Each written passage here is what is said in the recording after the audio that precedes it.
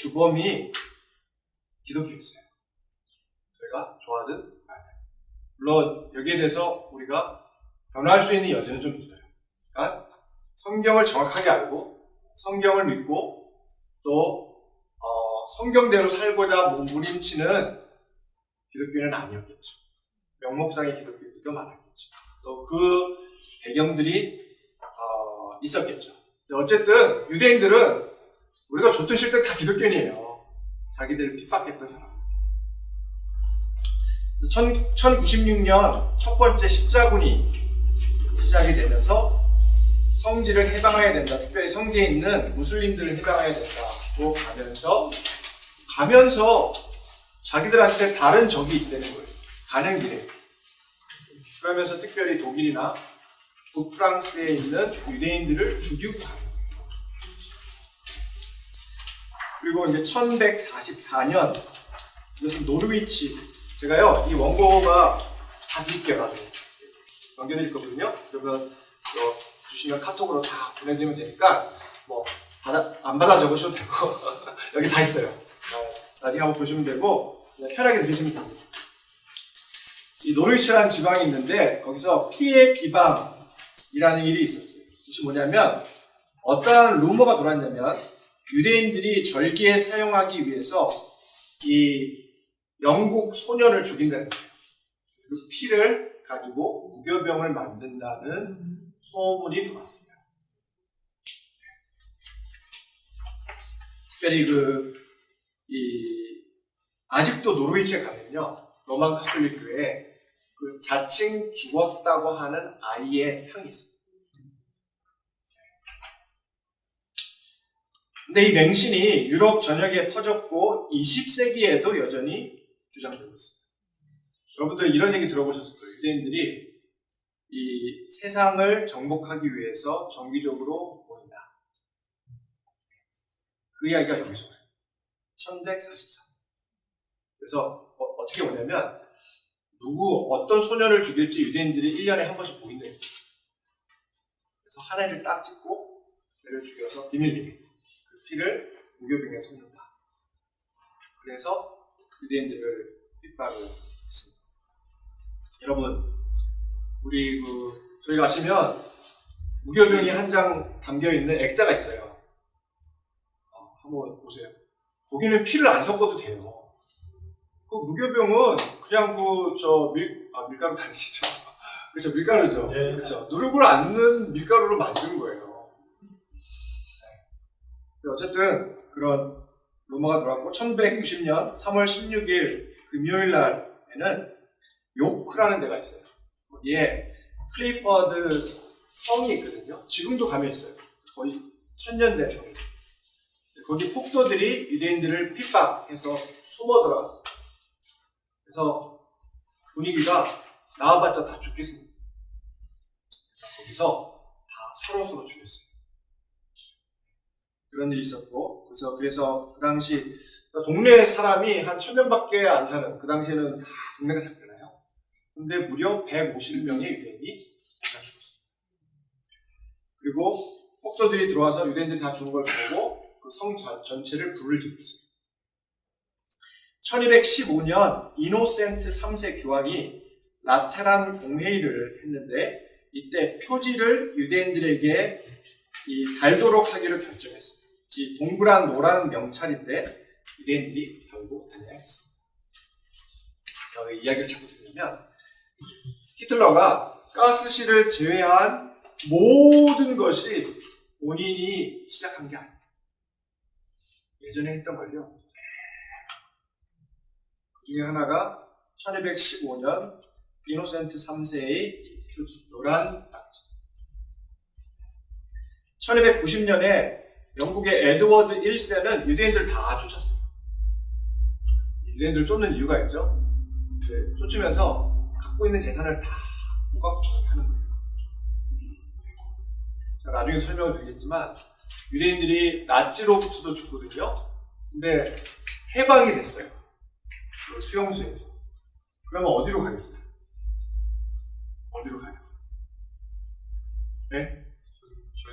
그렇죠. 자기 예전 살던 대로 가겠죠. 갔더니 벌써 폴란드 사람들이 나치로부터 피해를 엄청 입었잖아요. 자기가 살던 집을 다 차지합니다. 그리고 거기서 또 사람을 죽였어요.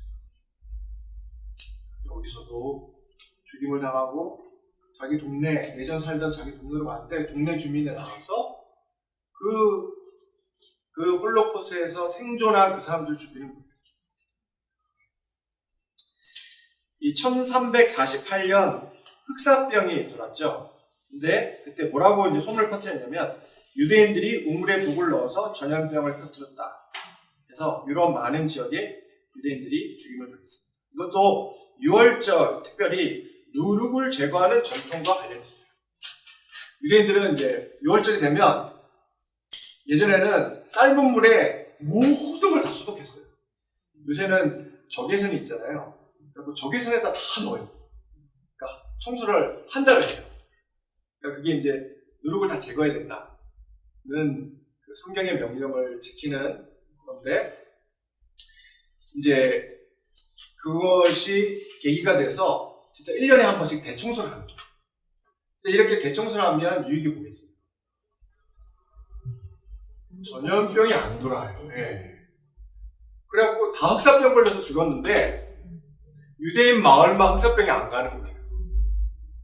얼마나 얄미워요, 그렇죠? 그래서 사람들이 유대인들을 죽입니다. 하나님께서 이 정말 위생도 절기와 관련해서 얼마나 잘 정해주는지 몰라요. 그렇죠? 어쨌든 그렇습니다. 1492년에는 스페인에서 유대 공동체가 기독교로 개종하던가 아니면 쫓겨나던가 이렇게 결정해야 됐습니다. 그 스페인의 그 수도의 중앙에 가보시면 큰 광장이 있어요. 근데 거기에요, 아직도 그 현판을 없애지 않고 지키고 있습니다. 가보면 자기들이 유대인들을 어떻게 죽였는지를 설명을 해놓고 조각을 해놨습니다.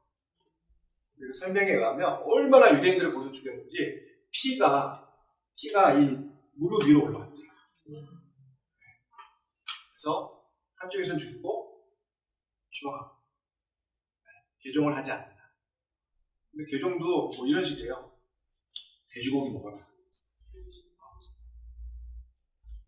그러니까 이게 정말 개종을 위한 개종이 아니에요.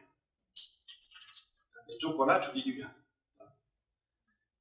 이 유대인들이 제일 싫어하는 단어가 두 개거든요. 하나는 미셔너리. 여러분들 절대 본인을 미셔너리로 소개하면 안 돼요. 예전에 제가 그랬어요. 너 직업이 뭐야? 미셔너리. 미셔너리는 어떤 사람이냐면요, 유대인의 생각에 예전에 특히 모세오경에 보시면 유대인들 꼬셔가지고 이방신 섬기게 하는 사람들 있어요. 이렇게 미셔너리예요. 그리고 이제 두 번째가 개종이에요. 컨버전. 왜냐하면 이런 배경이 강제 개종의 역사예요. 그런데 제가 나중에 바리새파 유대교를 하겠지만 제가 가슴 아프게도 아주 좀 심하게 비판할 거예요. 유대교. 그리고 우리가 좀 그걸 알 필요가 있어요. 근데 그럼에도 불구하고 우리가 좀 배경들을 알아요. 왜 유대인들이 개종에 저렇게 민감한지, 왜 저렇게 교회에 한 발을 내딛는 것이 그걸 그렇게 어려워하는지, 이런 역사적인 배경들이 있죠. 그러니까 예수님을 믿고 나서도 그런 어떤 이 마음의 그 상처들이 작용을 하는 거예요. 이 1500년에는 이 폴란드와 리투아니아 공화국이 유대인 공동체 세계에서 가장 큰 규모가 되었는데, 이제 이때가 되면서 이 폴란드와 리투아니아에 관대한 법과 경제적인 자유가 주어지기 시작했어요. 그래서 유대인들이 왜 홀로코스트 때 폴란드에서 많이 죽었냐면 이때부터 정책을 많이 하고 있어요. 1516년 베니스에는 이 게토 아시죠? 고립구역.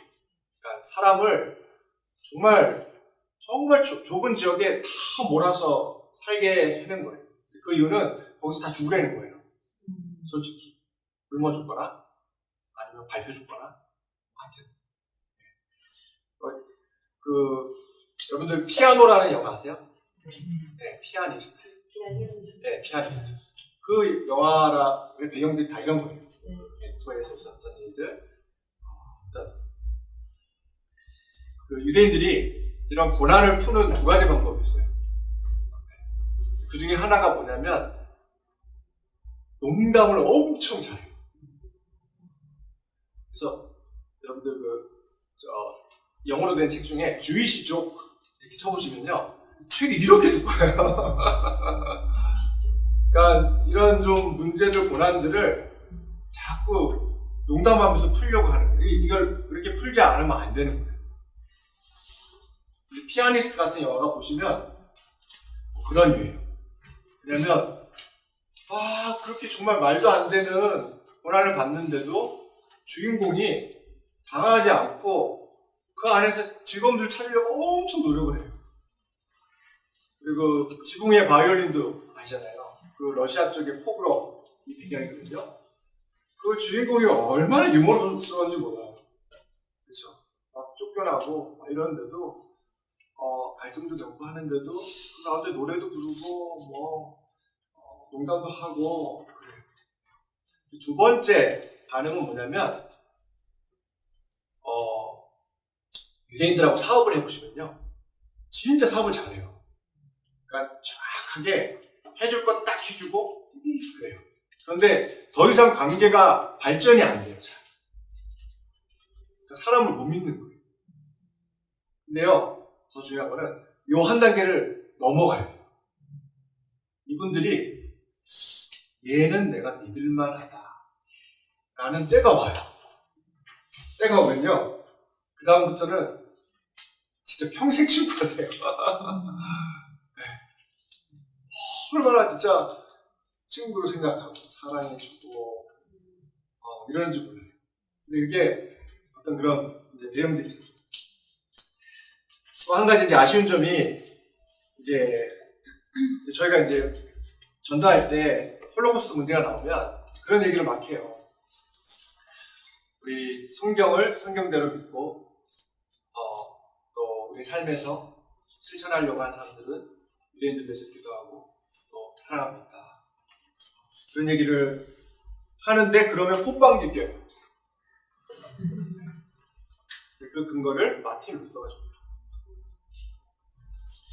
여러분, 유럽에 와보시면 마틴 루터는요, 이분은 종교 개혁만 하신 분이 아니에요. 이분은 유럽 개혁을 한 분이에요. 얼마나 이 위협이 컸는지 그 당시 고위급 사람들이 이 사람을 보호해주면 안 될 만큼 도망도 많이 다니고 의미가 정말 중요했던 거예요. 하나님께서 얼마나 귀하게 마틴 루터를 썼는지. 그런데 이분의 그늘이 너무 커요. 특히 유대인 선교에.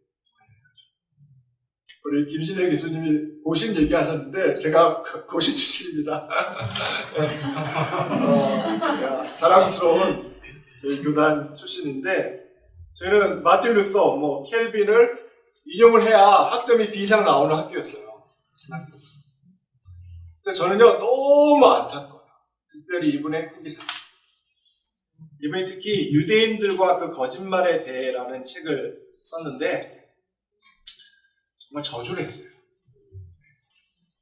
근데요, 더 중요한 거는 그 히틀러 밑에, 바로 밑에서 힘러로 알고 있어요. 이 유대인들을 죽였던 그 사람이 법정에 서서 유명한 말을 남겼어요. 뭐라고 얘기했냐면, 자기는 잘못한 게 아무것도 없대요. 자기는 지시받은 대로 했다는 거예요. 그러면서 뭐라고 얘기하냐면, 마틴 루터의 유대인들과 그 거짓말에 대해를 읽어보십시오. 여기에 우리가 한 그대로 적혀 있습니다. 근데요, 그 말이 틀리게요. 여러분들 아까 뭐 말의 힘에 대해서 얘기했는데 책은 아무나 쓰면 안 돼요. 왜냐면 이게 기록으로 남아가지고 공공의 재산이 돼요. 저는 고신 출신에서 그럴 거예요. 마틴 루서가 정말 사람들이 그렇게 하라고 책을 썼을까 의심하고 싶어요. 그리고 의심하고 있어요. 홧김에 썼겠지. 그런데 가스실을 제외한 모든 다른 것들을 그대로 재현한 게 히틀러예요.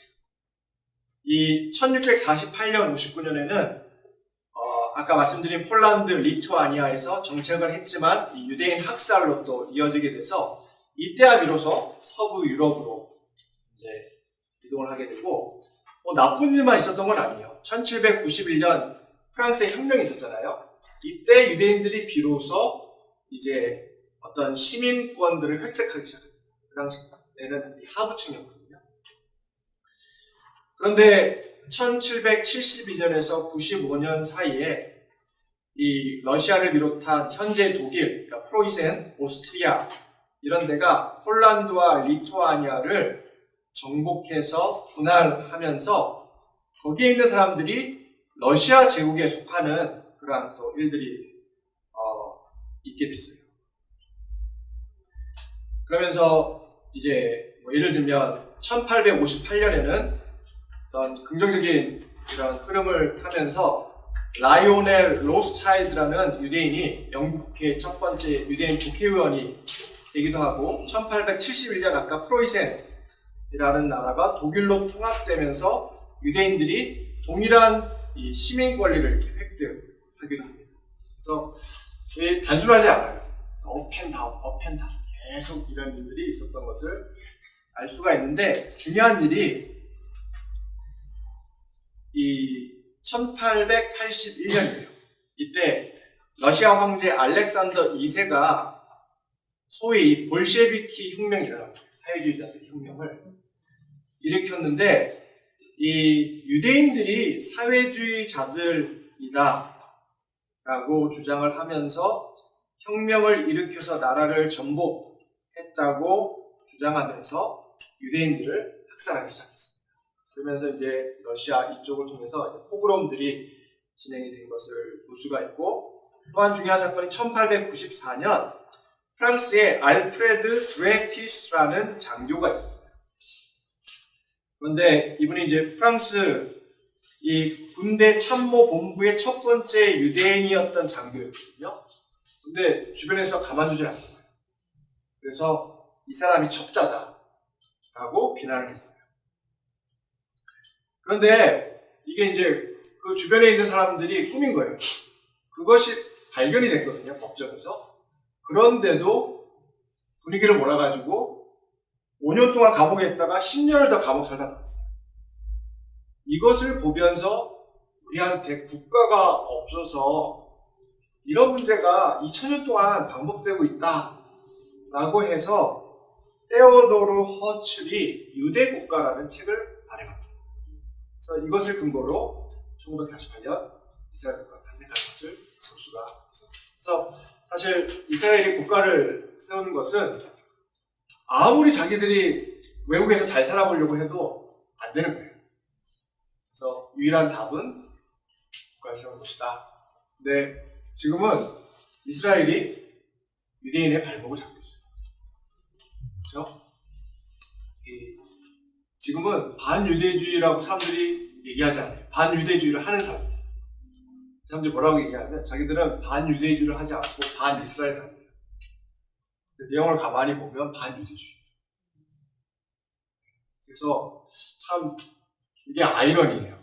아이러니고 정말 계속 우리의 죄를 보여주고 있다고 저는 믿어요.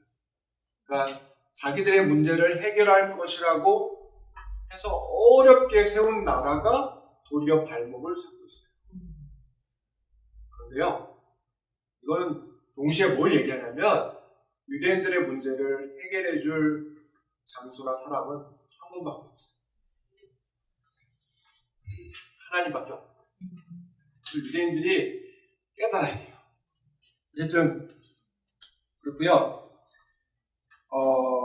그래서 이제 20세기에 들어서 유대인 대학 학살들이 특별히 러시아 쪽, 동유럽 쪽을 통해서 이제 진행이 된 것을 알 수가 있고, 특별히 1903년에 시온 장로 의정서라는 이 출처가 분명한 책이 발행이 됩니다. 이게 이제 Protocols of Elders of Zion이라는 책이거든요. 이게 영어로도 번역되고 불어, 독일어, 이태리어, 러시아로 이제 처음에 나왔죠.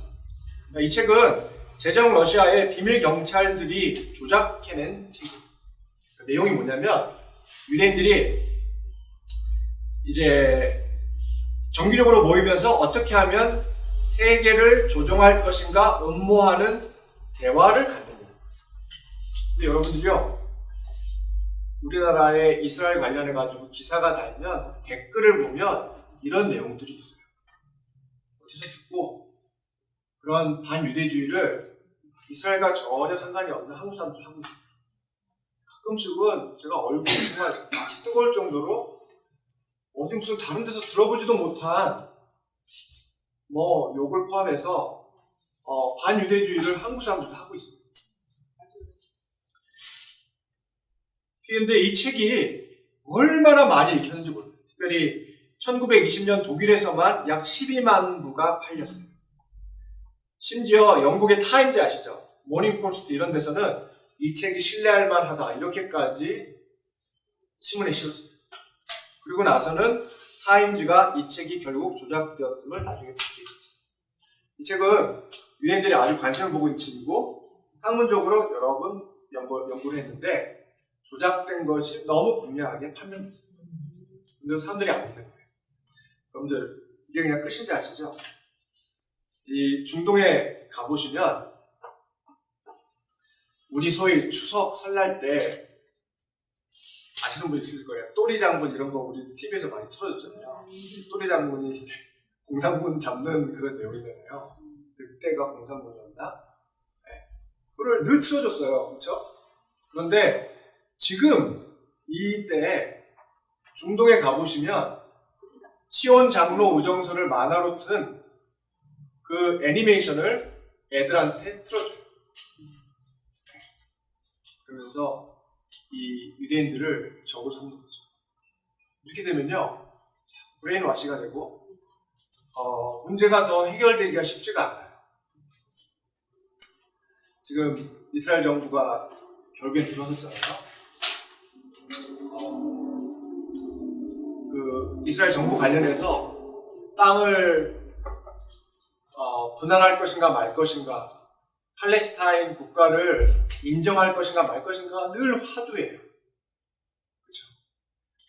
그래서 어떤 분들은 땅도 분할하고 나라를 세워서 정말 평화롭게 살고 싶다. 어떤 분들은 도저히 지금까지 그렇게 해봤는데 도저히 답이 없어. 그래서 그것은 답이 아닐 것 같아. 하여튼 이런 좀 계속 있는데, 이런 식으로 해버리면요 소망이 없어요. 생각해보세요. 애들이 다 유대인들 볼 때마다 저건 다 죽일 놈들, 저건 다 나라를 뺏은 놈들. 제가 나중에 기회가 되면 얘기를 드리겠지만 나라를 뺏은 게 아니에요. 제가 모던 이스라엘리 스터디스라고 했거든요. 우리 지도 교수가 유대인이 아니었어요. 아이리시였어요. 아일랜드 출신. 수업 첫 번째 들어와서 첫 마디가 뭐냐면 자기는 유대인 편도 아니고 팔레스타인 편도 아니에요. 그러면서 수업을 시작했어요. 1년 내내 고민이, 퀘스천 마크가 그거였어요. 저의 퀘스천 마크는 과연 이스라엘이 하나님께서 세우신 나라입니까? 거기에는 정의도 포함되어 있고 팔레스타인 관계도 포함되어 있어요. 그런데 제가 정말 객관적으로 그리고 우리 교수님들의 도움을 받아서 내린 결론은 이 이스라엘은요 세 가지 측면에서 이 나라가 세워진 거예요. 그 첫 번째가 합법적이었어요. 그러니까 이 유대인들이 정말 시간이 오래 걸리더라도 이거를 합법적으로 국가로 만들려고 노력했어요. 그리고 그대로 됐어요. 네, 나중에 설명드리겠지만 제일 중요한 이스라엘 국가를 세우는데 제일 중요한 요소가 홀로코스트였어요. 왠지 아세요? 홀로코스트 때문에 나라들이 이스라엘을 세우자고 동의한 거예요. 그렇지 않았으면 절대 동의하지 않았어요. 왜냐하면 본인들의 민낯을 한번 받고 그래서 정말 이스라엘의 나라가 필요하구나 그래서 합법적으로 세워준 거예요. 우리는 그 유엔의 총회 잘 아시죠? 네.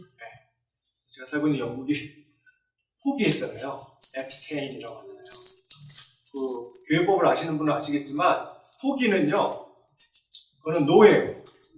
왜냐하면 카운트가 안 되면 다수가 안 되면 통과가 안 되는데 포기를 던져버리면 이거는 눈치를 보면서 노를 던진 거예요. 근데 러시아가 예스를 했어요. 그러면서 이것이 이제 합법적으로 국가가 세우는 이 기반이 됐고 우리가 잘 모르는 산마리노라는 회의가 있어요. 이거 엄청 중요한 회의거든요. 이 국제법을 통해서 이스라엘이라는 국가의 설립을 객관적으로 보면 이것이 합법적으로 세웠다는 것을 인정하지 않을 수 없어요. 두 번째는 이스라엘 국가를 세울 때 굉장히 인도주의적으로 세웠습니다. 이런 얘기는 아마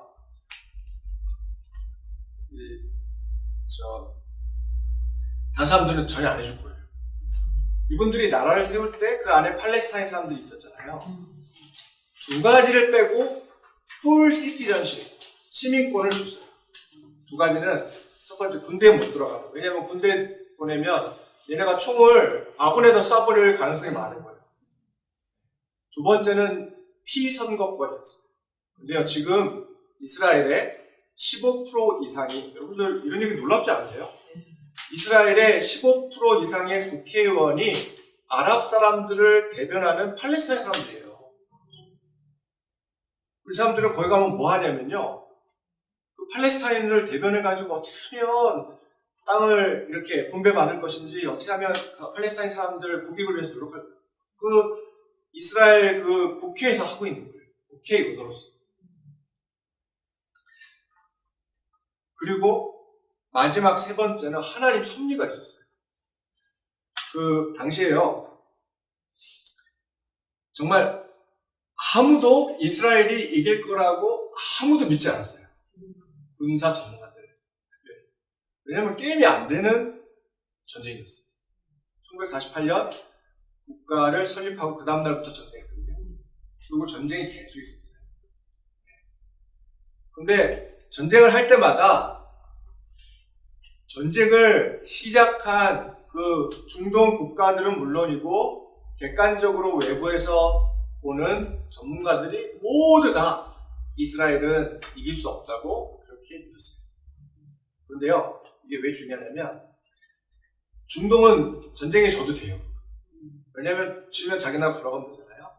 이스라엘은 전쟁에서 지면 다 제 두 번째 홀로코스트가 있는 거예요.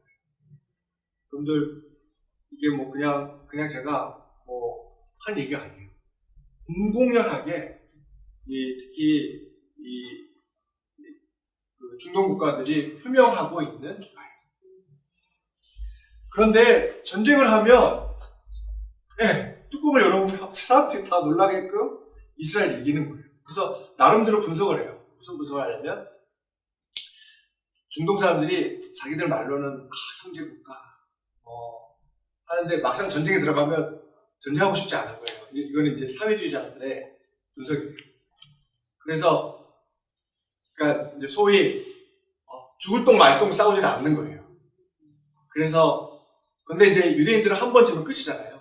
그러니까 정말 기를 쓰고 싸워서 그래서 전쟁이 이런 결과가 났다는 것이 학자들의 주장이에요.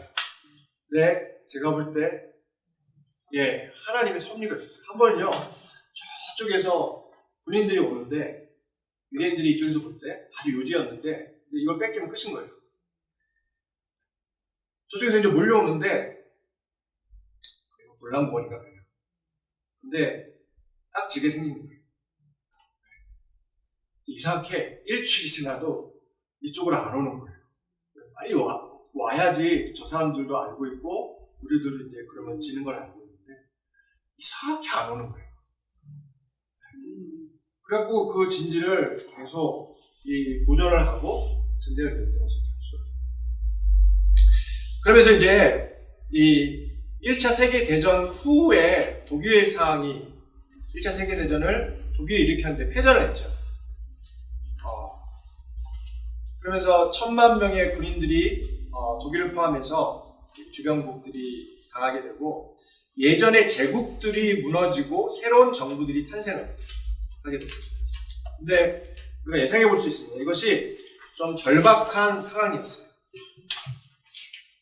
그래서 이 극단적인 사상들이 세력을 형성했는데 그 첫 번째가 사회주의, 볼셰비키 정당이 러시아에 등장하고 각 유럽 국가들의 사회주의 정당이 등장하기 시작합니다. 그런데 그 반면에 이 모습이 있었는데 그것이 극우파들. 이분들은 타이틀은 다 뭐 민족사회당 뭐 이래요. 사회가 들어가는데 정작 사회당은 엄청 미워했어요. 그러니까 여기 강조는 민족이 있어요. 그렇다고 민주당. 민족하고 민주는 별로 안 어울리잖아요. 그러니까 사회로 가는 거예요. 좀 의식이 있다.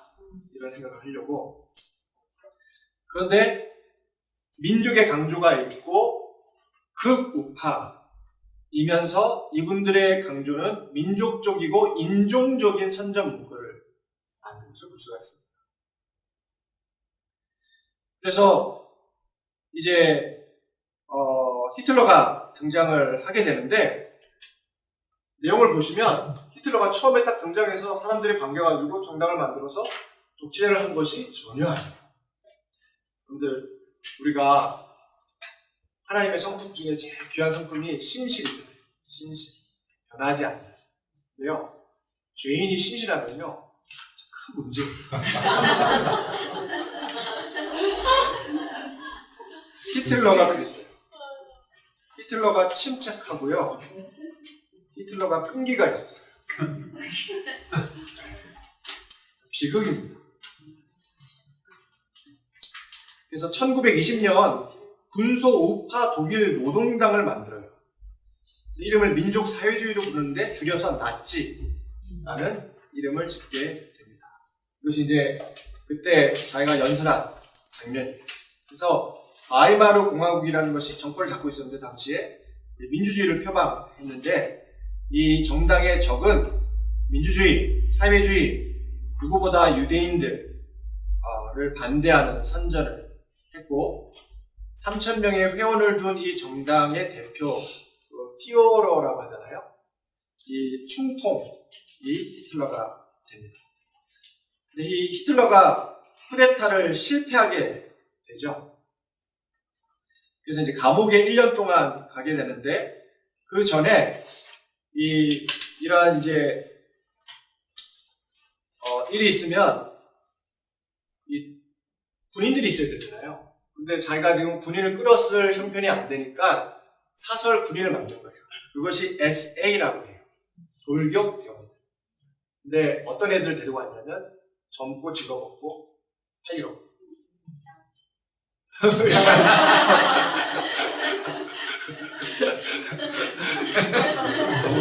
너무 정확하게 말씀해주시네요. 예, 그래서 이 돌격대원을 만들었고, 여기 이제 여기 사진 보시면, 그래서 이제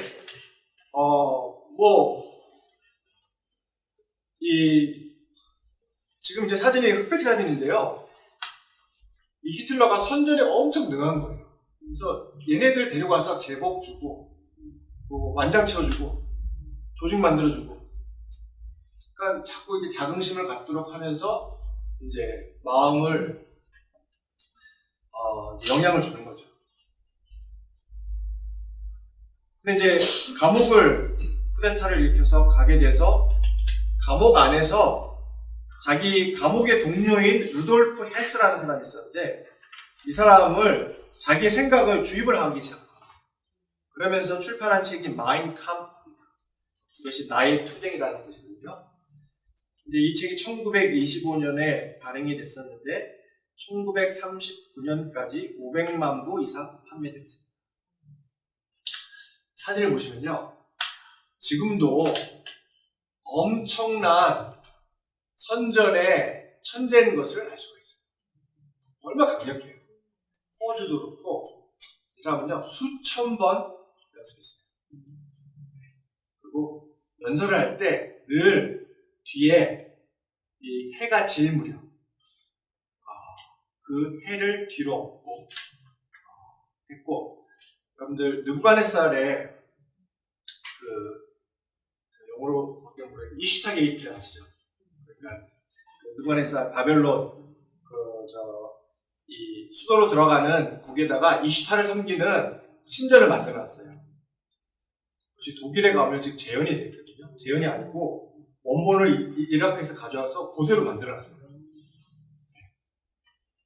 근데 거기 보시면 이렇게 신전이 있고 그 옆에 프로세셔널 웨이라고 해서 말이 3마리가 갈 수 있는 길을 옆에 이렇게 만들어 놓고 그 길 쪽으로 해서 여러분들 사진을 아마 아실 거예요. 사자, 이런 타일을 쭉 만들어 놓은 거예요. 그래서 이제 이거는 전쟁 나갈 때나 들어올 때 군인들이 이제 도보하잖아요. 도열. 그걸 하는 용도로 만들어 놓은 거예요. 그런데 히틀러가 여기에 꽂혀가지고 그대로 하는 거예요. 그래서 군인들이 전쟁에 이고 들어올 때 그런 식으로 들어오게끔 제가 여기 관련해서도 말씀드리는데